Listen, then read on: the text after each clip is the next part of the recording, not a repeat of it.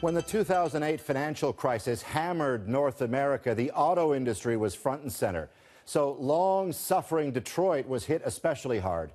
But as the car companies recovered, even flourished, that city spiraled downward. Still, its people have never seen a day like today. In an extraordinary step, Detroit's leaders said it's gone bust and filed for bankruptcy protection. The CBC's Adrian Arsenault looks at the failure of a key American engine. Adrian. Paul, it's no surprise that Detroit is in financial trouble, but this much trouble is a first. It's the biggest American city to ever declare bankruptcy, and by far, this is the biggest municipal debt load ever seen in the U.S., perhaps as much as $20 billion. A damaged, suffering city in so many ways, and now just plain broke. Detroit is spectacularly broke. The governor, the mayor, the city's emergency manager all say bankruptcy was the only option left. One of the things that I want to say to our citizens is that as tough as this is, I really didn't want to go in this direction, but now that we are here, we have to make the best of it. How far Detroit has fallen. The first half of the 20th century saw the car industry hub swell with success. Then over the last 60 years, almost all those gains were erased, and the population dropped by more than a half. Hundreds of thousands of people fleeing.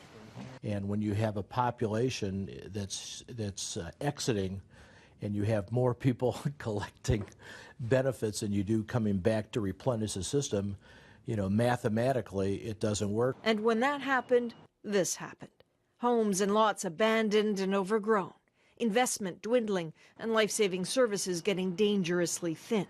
You have police cars that are broken down, fire trucks that don't work, EMS runs that don't come on time, garbage that doesn't get picked up. How bad is bad? Average wait time for police, 58 minutes. 40% of street lamps in Detroit just don't work, and half of all city parks have been closed since 2008. Declaring bankruptcy effectively buys time and provides a little cash to get through. City officials are trying to be as optimistic as possible. Services will remain open, paychecks will be made, bills will be paid.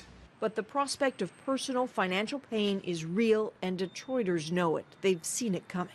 We would lose everything.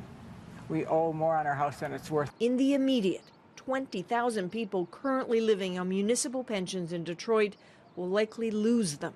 And 10,000 municipal workers now may never get them. And this is the bitter medicine.